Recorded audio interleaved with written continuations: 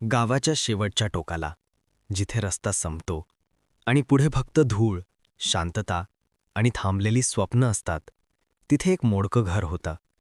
पावसाळ्यात छप्पर गळायचं, हिवाळ्यात भिंती थंड व्हायच्या, उन्हाळ्यात घर आतून जळायचं.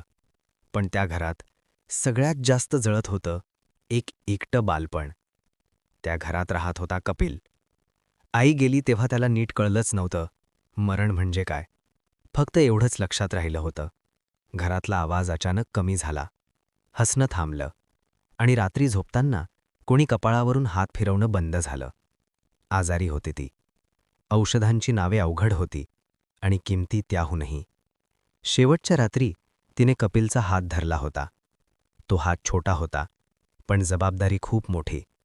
ती कुजबुजली होती. बाळा, तू खूप लवकर मोठा होशील. आयुष्य तुला थांबू देणार नाही.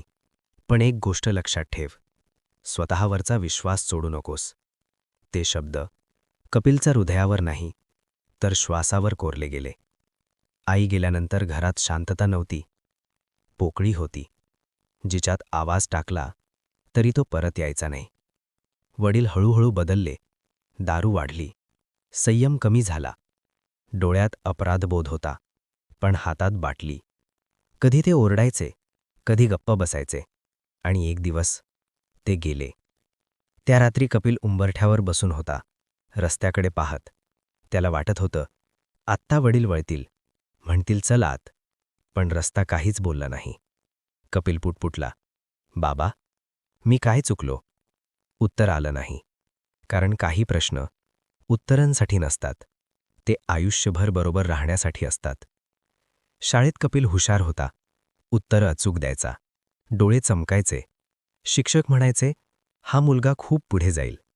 पण महिन्याच्या शेवटी तेच शिक्षक म्हणायचे, फी आणली नाहीस तर वर्गात बसू नकोस. त्या दिवशी पहिल्यांदा कळलं, हुशारीपेक्षा गरिबी मोठी असते. मुलं हसायची, आई नाही, बाबा नाही, हा काय होणार? तो मान खाली घालायचा, कारण डोळ्यात पाहून दुःख झेलायची ताकद तेव्हा नव्हती. घरी येऊन आईच्या फोटोसमोर उभा राहायचा. आई, मी खरंच काही होऊ शकणार नाही का? फोटो काहीच बोलायचा नाही, पण तो शांतपणा त्याला रडू द्यायचा. 10वी कसाबसा पास झाला. निकाल हातात घेतला, पण आनंद नव्हता. कारण पुढचा रस्ता बंद होता.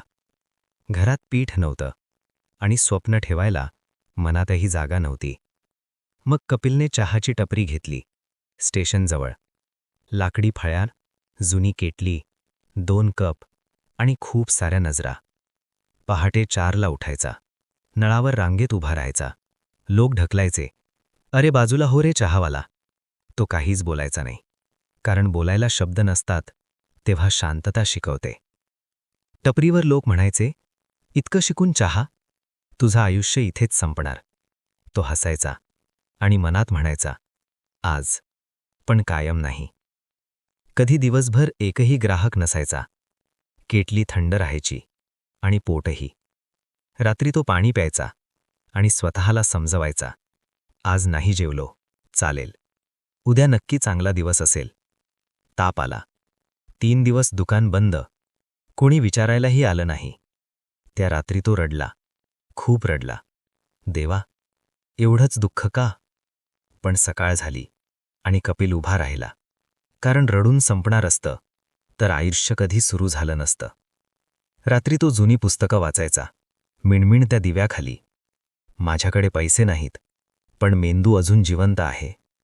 वर्ष गेली, अपमान आले, भूक आली, एकटेपणा वाढला. लोक बदलले नाहीत, पण कपिल बदलला, आतून मजबूत झाला. जेव्हा गावात प्रकल्पाची बातमी आली, लोक घाबरले, जमिनी विकल्या. कपिल शांत होता, कारण जे पैसे तो उपाशी राहून वाचवत होता, त्यातून त्याने टपरीमागची छोटी जमीन घेतली होती. काम सुरू झालं.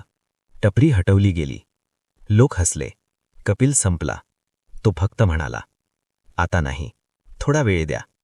काही महिन्यांनी त्या जागेवर उभं राहिलं, कपिल फूड अँड कॅफे. आज तो नोकरी देतो, मदत करतो, हात धरतो. कॅफेच्या मागे एक छोटी खोली आहे. नाव, आईचं स्वप्न. भिंतीवर एक वाक्य, तू गरीब आहेस, पण तू कमी नाहीस. एक रात्री आईच्या फोटोसमोर बसून कपिल म्हणाला, माझी वेळ उशिरा आली, कारण देव मला मजबूत बनवत होता. त्या रात्री तो झोपला आणि पुन्हा उठला नाही.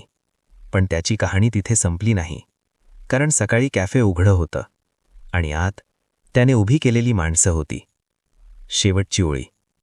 काही माणसं स्वतःसाठी जगत नाहीत, ती इतरांसाठी उभी राहतात. आणि अशी माणसं मरणानंतरही लोकांच्या आयुष्यात जिवंत राहतात.